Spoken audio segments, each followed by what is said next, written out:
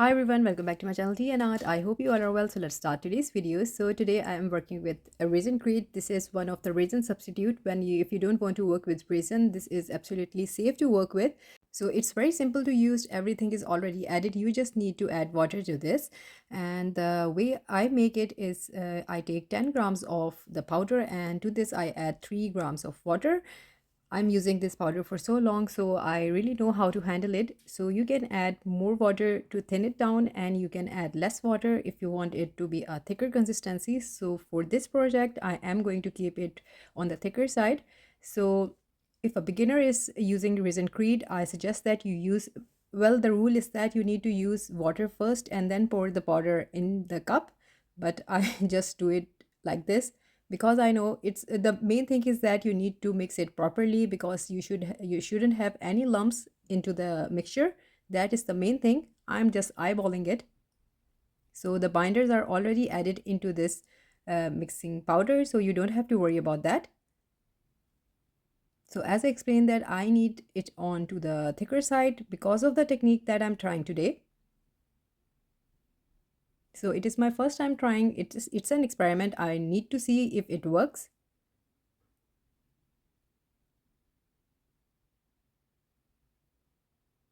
So here I'm just mixing it, just making sure I don't want to have any sort of lumps into the mixture.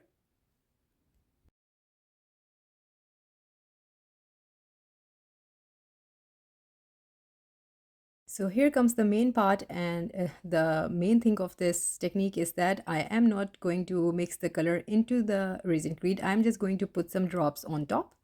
So the colors that I'm working here today is black and this neon pink color.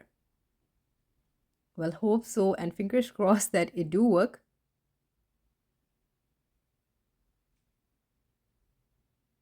So some of the drops onto the top of this Resincrete, just to let you know again that I have mixed it very thick, and now I'm not going to touch this. And here comes the part where I use the straw. I'm blowing it. So in resin, if you can make lacing effect with this, I have seen doing people with acrylic as well. So I need to see if it works with Resincrete, and here I am just creating blowing, and I actually need some cells in this. So this is what I'm doing. Really fingers crossed. I really at the moment can't see anything on the top of this, and now I'm adding some more black pigment, and here I'm doing it again. So here you can see I can see there are some cells. Yes, I have them. So it is really tricky because you need to pour it very fast, and this is what I'm doing here, just getting some cells. And again, you need to work fast because it do start curing, and it is actually thick.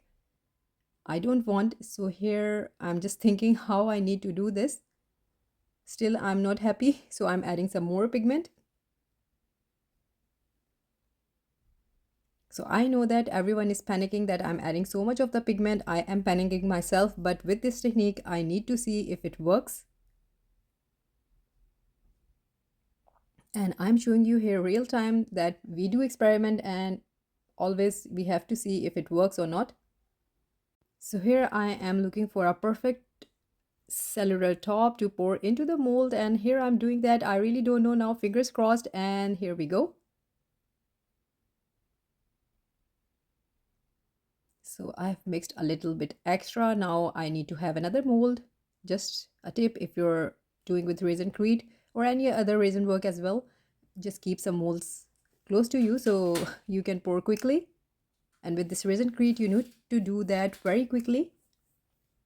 Here we go. I just find the tray mold, and I was thinking of doing this same thing again, but it is on the part where it is drying, and I didn't do much of the experiment. I did try it, but it was not working. I got some cells. I need to see if I get the results.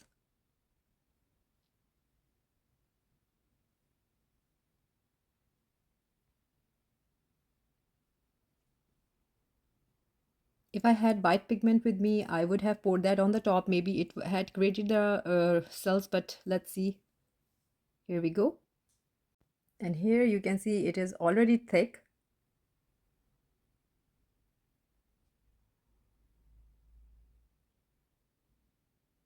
So it's done now, and I'm really happy with the marbling that I got here. Hope and fingers crossed that I get a lovely effect if I don't get any cells or the lacing effect. If you have any tips, do let me know.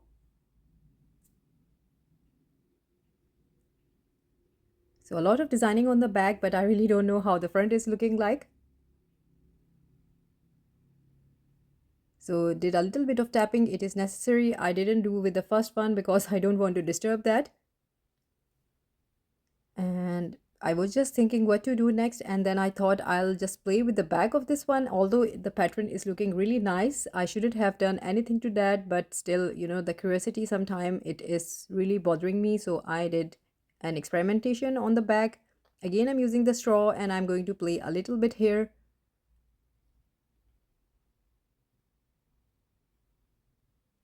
I might be doing some more experiment with this, but for now it is just like that. You are just watching it, playing with the patterns. Maybe in this way you can create different patterns. Yeah, so there are so many things to do.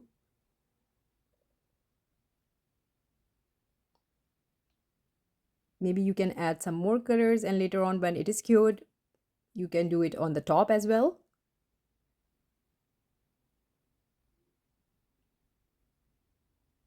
So I think I will leave this to dry and I will see you next day. So this is the next day and super excited to see how it looks like. So I can see that much of the color is looking lovely. It is not mixed too much.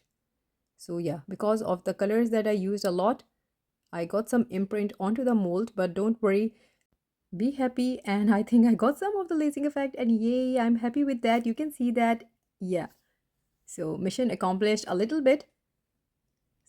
I think it worked. Let's see. Okay, I didn't got any lacing on this one because I tapped it as well, and yeah, so that was an issue, but still a lovely marbling onto the dish. So one thing is that if you mix it thick, you get lovely patterns and designs. So this is how it's looking like. I think I like it. And I was telling you that if you are experimenting, do try to use molds that are used many times and just you don't need them anymore. So that's in this way you can experiment. So I think it is looking lovely, and just for a little bit of enhancement, I'm going to add my magic, and this is a gilding glue. It is water based, and you just apply a little bit. I'm just trying to create a terrazzo effect here. So that's what I'm doing, just putting drops of here and there, and it is going to dry transparent sticky.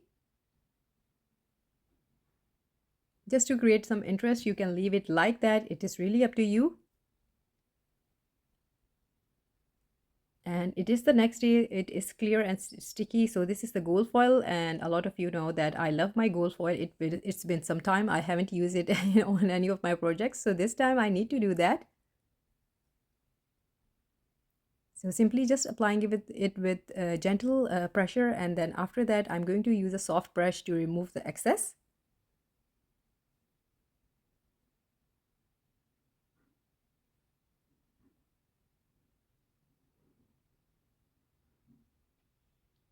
I really like how the gold foil always transforms the subject or the creation into something really unique and lovely. So this is done now, and I will show you how the final look. So this is the final look. Not too much to do with this because this was all about the creating a technique and seeing the cell effect. So I haven't done much to this. Just a little bit of gold foil and the marbling on its own. I think it turned out lovely. I might try again. So this is for today, a quick lovely project for you if you don't want to work with resin, or you need to give a little break, or anything, any excuse you have. This is a lovely product to work with. So I will link everything in my description if you like to treat yourself. So that's it for today, and I hope you liked today's video, and if you did, please do let me know in comments, and also please like, subscribe and share. Thumbs up if you like the video, and if you haven't subscribed, please consider do so, and take very good care of yourself. Bye bye.